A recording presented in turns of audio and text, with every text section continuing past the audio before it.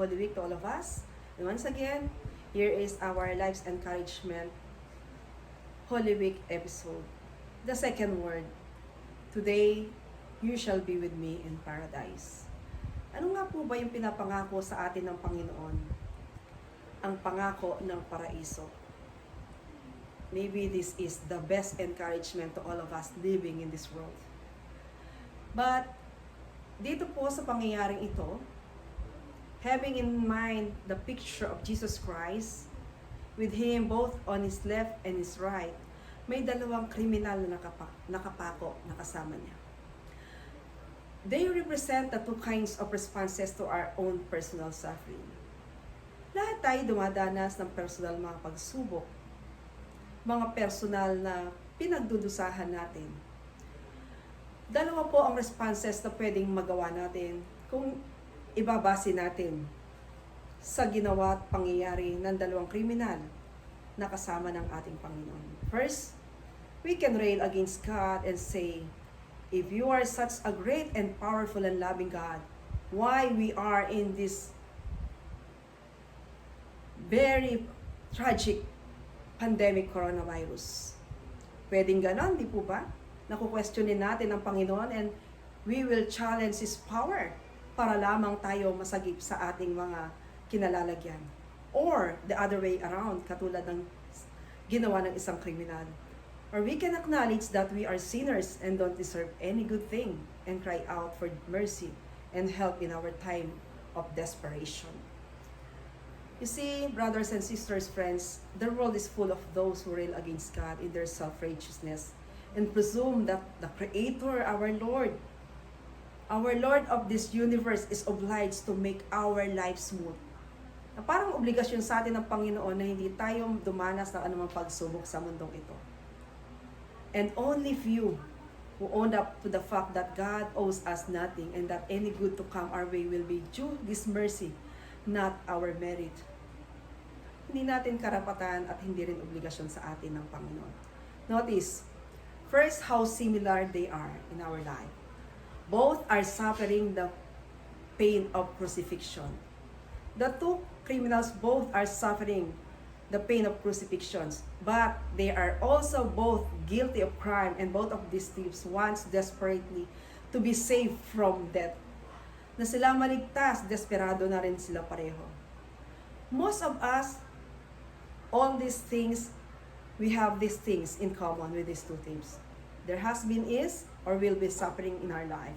And none of us will be able to say, I do not deserve all of this. We do not deserve all of this. But then, the ways divide between these two thieves and between two categories of people. The first thief says, are you not the Christ? Save yourself and us. What a picture of a spiritually destitute worldly man. Na madalas ganun din tayo. It is a matter of total indifference to him that he is suffering the due reward of his deeds. Na minsan na hindi na natin napapansin, nangyayari ang mga bagay-bagay na tayo rin ang may gawa. Produkto ng ating mga kagagawa. But it's only matter of convenience to this criminal. He'll take anybody as king who can get him off the cross. Kaya nga china-challenge niya si Lord kung ikaw ang hari, kung ikaw nga ang Messiah, save yourself and us. That's the way one whole segment of humans relates to God when we are suffering. Suffering interrupts their private worldly goals and pleasures. So why not try God? Subukan naman natin ang Panginoon. Tignan ko nga. If you are the King, save us from all this mess. Pero may maganda pong dinisplay ang pangalawang kriminal. At siya lang ang sinagot ng Panginoon. Pero tignan muna natin, ano yung mga qualities o naging attitude ng criminal na ito, ng magnanakaw na ito, na naka-attract sa attention ng ating Panginoon. First, he is not sucked in by the other fellows railing. Hindi siya tumulad. Bagkus sinaway pa nga niya ito. But he rebuked him saying, do you not fear God? Hindi ka ba natatakot sa Panginoon? This is the second thing about this penitent thief. He feared God. And for him, God was real. It is but fitting that creatures bow in submission before our Creator and our God. Marapat lamang tayo to be subjected all our life to the wisdom of our Lord.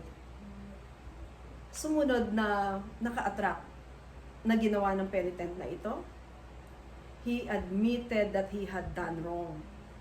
We are receiving the due reward of our deeds. Marapat lamang nating tanggapin ang kaparusahan sa ating mga kasalanang nagawa. Hindi katulad nitong taong ito.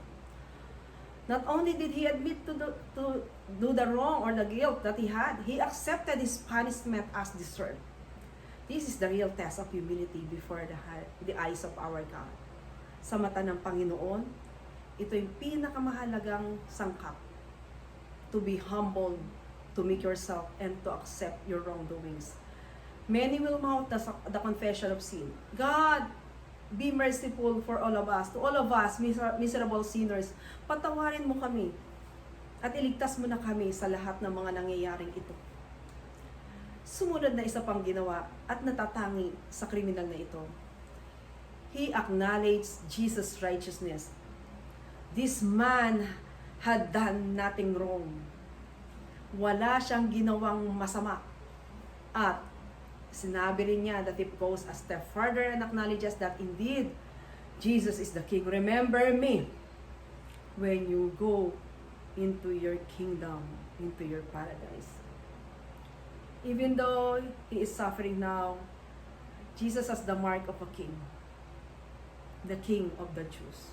For those who have eyes to see, he has the power here on that cross, a power of love that makes him king over all his torments.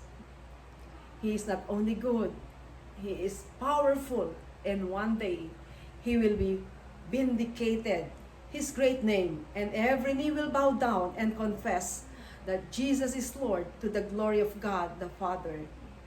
And finally, the good thing that this penitent did, he fears God, admits wrong, accepts justice, acknowledges the goodness and power of Jesus, and he pleads for help. Jesus, remember me when you come into your paradise. You see, brothers and sisters, friends, both these criminals wanted to be saved from death. But look how differently they sought their salvation. First, saying, "Are you not the Christ? Save yourself and us." Second, "Jesus, remember me when you come into your kingdom." Here there is an infinite qualitative difference between save me and save me. But to the penitent, Jesus says, powerfully and lovingly, "Today, you will be with me in paradise." This was almost too good. There would not even be a delay. Agaran ang kanyang pagkakasabi, "Ngayon din, ikay ipagsasama ko sa aking paraiso." Today, brothers and sisters, friend, the spirit of Jesus and the renewed spirit of the criminal would be in union in paradise, because the promise would be without delay. With this, let our life's encouragement be, have a penitent heart. The second promise of the blessing of salvation, the paradise that Jesus had promised, the same to the thief or the criminal. Second word that we are blessed, today you shall be with me in paradise.